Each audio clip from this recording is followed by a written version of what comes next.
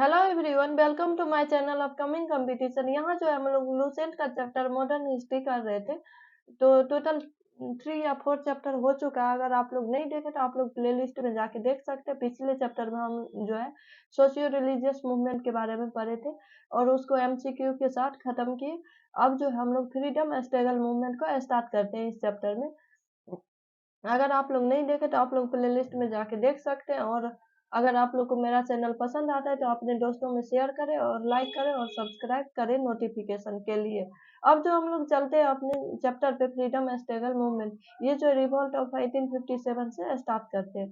तो 1857 जो है इसका इम्पोर्टेंट इंडिया की हिस्ट्री में जो था, ये जो था एक इम्पोर्टेंट लैंडमार्क, मतलब एक इम्पोर्टेंट लैंडमार्क के तौर पे उभरा रिवॉल्ट ऑफ 1857। और ये जो है अकड हुआ कब? तो जब लॉर्ड कैनिंग के शासनकाल में, जब इसका गवर्नरशिप और जनरलशिप चल रहा था, उसी काल में जो है ये रिवॉल्ट ऑफ 1857 स्टार्ट हुआ। और इसका जो मेन कॉज जो था 1857 का, तो ये कॉम्बिनेशन था किसका किसका? तो मिलिट्री कॉजेज था। सैन्य, मिलिट्री मीन्स होता है सैन्य, सोशियो रिलीजियस मीन्स होता है सामाजिक और धार्मिक कारण था। उसका इकोनॉमिक आर्थिक कारण और पॉलिटिकल राजनीतिक कारण, ये चारों का कॉम्बिनेशन था। उसके बाद देखते पॉलिटिकल कॉज क्या था। तो पॉलिटिकल कॉज ये था कि पेंशन जो था नाना साहब का, उसको रोक लगा दिया, इस वजह ये भी था। उसके बाद जो कि ये जो था नाना साहब, ये था अडॉप्टेड सन था किसका? तो पेशवा बाजीराव द्वितीय का। उसके बाद अवध को जो है ये अवध पे कब्जा कर लिया 1856 में। उसके बाद चार्ज लगा दिया इसमें कुशासन का। माल एडमिनिस्ट्रेशन मीन्स होता है कुशासन, किस पे? तो सतारा, झांसी, नागपुर और संबलपुर। और ये क्वाज क्वाज दे के ये जो है चार्जेज लगा के क्या कहता है माल एडमिनिस्ट्रेशन का। और ये जो है डॉक्ट्रिन ऑफ लेफ्ट से जो चल रहा था वहाँ, उसको हटा के और वहाँ पर अपना शासन व्यवस्था ब्रिटिशर्स जो था वहाँ पर लागू कर दिया। इस वजह से जो ये पॉलिटिकल कॉज बन गया, ये रिवॉल्ट ऑफ 1857 का। अब जो इकोनॉमिक कारण देखते हैं। इकोनॉमिक कारण जो था हैवी टैक्सेशन था, फोर्सिबली इविक्शन था, उसका discriminatory tariff policy against Indian products and destruction of traditional handicraft that hit peasants and artisans.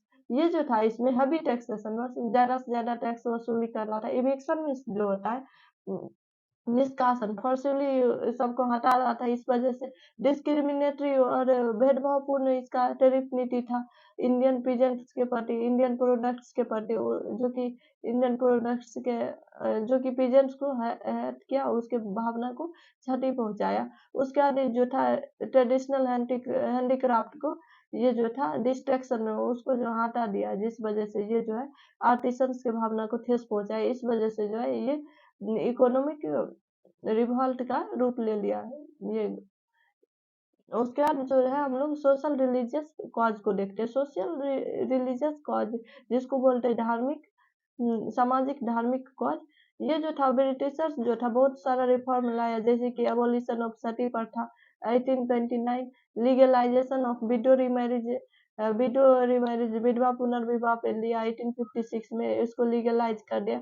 जो कि ऑर्थोडॉक्स सोच, रूढ़िवादी सोच वाले का सेंटिमेंट्स, भावना को ठेस पहुंचाया। इस वजह से जो है सोशियो रिलीजियस कॉज जो है 1857 का, रिवॉल्ट ऑफ 1857 का कारण बन गया। उसका मिलिट्री कॉज ये था कि ये जो था इंडियन सोल्जर्स, भारतीय सैनिक से भेदभाव कर रहा था, जिस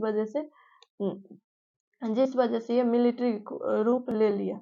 अब देखते इमीडिएट कॉज। इमीडिएट कॉज था एनफील्ड राइफल, जो कि कार्टिजेज था, उसको कह के दिया गया था कि ये ग्रीस्ड कवर है, बट ये जो था बना हुआ था before pork sparked of the revolt. ये जो था गाय और सुअर के चमड़ी से बना था, जिस वजह से ये जो है रिवॉल्ट का रूप ले लिया, रूपरेखा तैयार कर दिया। ग्रीस्ड होता है तेलीय पदार्थ से बना हुआ। उसके बाद beginning and spread of the revolt, किस तरह से रिवॉल्ट स्टार्ट हुआ और उसके बाद जो है ये पूरे देश में फैल गया, तो इसके बारे में पढ़ते हैं। तो ये जो था 29 मार्च 1857 में स्टार्ट हुआ था। 34वीं नेटिव इन्फेंट्री, जो कि इंडियन भारतीय सिपाही था मंगल पांडे, ये जो था 2 ब्रिटिश ऑफिसर ह्यूजसन और बाग को जो है मार दिया और कब तो परेड के दौरान बैरकपुर में, जो कि बैरकपुर नियर कोलकाता में पड़ता है, कोलकाता के निकट, वहाँ पे ये हिस्सन और बाग नामक दो ब्रिटिश ऑफिसर को मार दिया, जिस वजह से ये जो है स्टार्ट हो गया। उसके बाद इंडियन सोल्जर्स जो भी वहाँ प्रेजेंट था, भारतीय सैनिक, वो जो था उसको ऑर्डर मिला कि मंगल पांडे को अरेस्ट करने का, बट वो लोग जो था इनकार कर दिया, और बाद में तो मंगल पांडे को अरेस्ट करके उसको फांसी दे दिया गया फिर भी। अब नेक्स्ट देखते हैं आगे।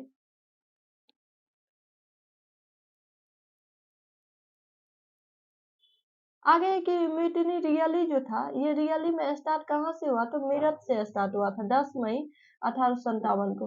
अकेजन था पनिशमेंट दे रहा था समशिप, जो कि रेफ्यूज किया था ग्रीस्ट कार्टिजेज को यूज करने से मना कर रहा था, उनको पनिशमेंट दिया गया था। वहीं से ये जो मेरठ में जो है स्टार्ट हो गया था 10 मई 1857 में।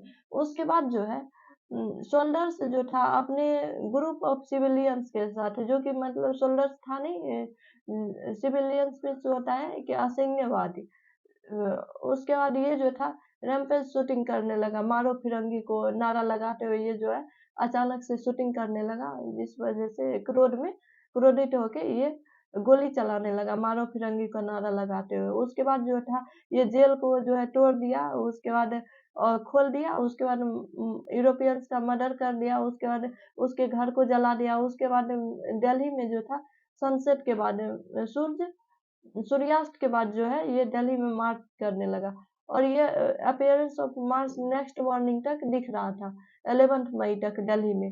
उसके बाद ये जो था लोकल, जो वहाँ के सिपाही थे, लोकल सिपाही, उसके लिए सिग्नल था कि यहाँ जो है अब युद्ध स्टार्ट होने वाला है, टर्न रिवोल्टेड, मतलब शुरू हो जाओ। उसके बाद सीज कर लिया सिटी को, उसके बाद जो है प्रोक्लेम करने लगा इन लोगों को, ये लोग सब मिलके जो है प्रोक्लेम कर रहा था कि बहादुर शाह जफर, जो कि 82 साल का था, उसको Shahjahan Hind emperor of India बनाने के लिए मांग करने लगा सब मिलके। आगे देखते हैं हम।